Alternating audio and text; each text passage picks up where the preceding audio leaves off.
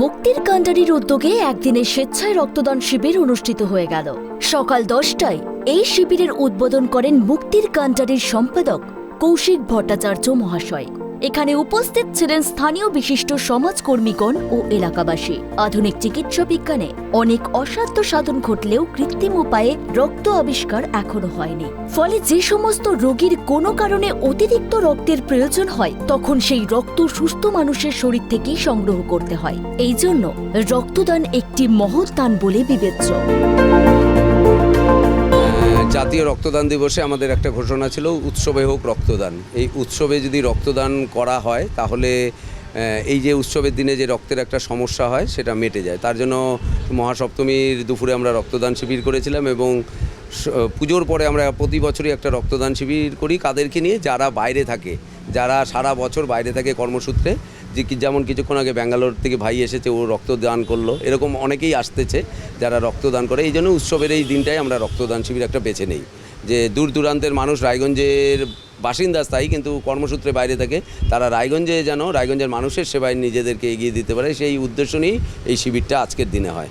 হ্যাঁ, আমাদের প্রায় 2,500 থেকে 3,000 মানুষের জন্য পোশাক ছিল, খাবার প্রতিদিন রাতে খাবার ছিল এবং এই দুর্গা উৎসবের যে দিনগুলো, সেই দিনগুলোতে আমরা ছোট ছোট শিশু যারা গ্রামাঞ্চল থেকে পায়ে হেঁটে যাচ্ছিল তাদের প্রত্যেকে মিষ্টিমুখ করানো, পানীয় জলের ব্যবস্থা, তাদের প্রাথমিক চিকিৎসা, যারা পায়ে হেঁটে অনেক সময় ফোসকা পড়ে গেছে ব্যান্ডেজ দেওয়া, এই কাজগুলো আমরা পুজোর মধ্যে প্রতিদিন রাতে 2-2:30 পর্যন্ত জেগে করেছি।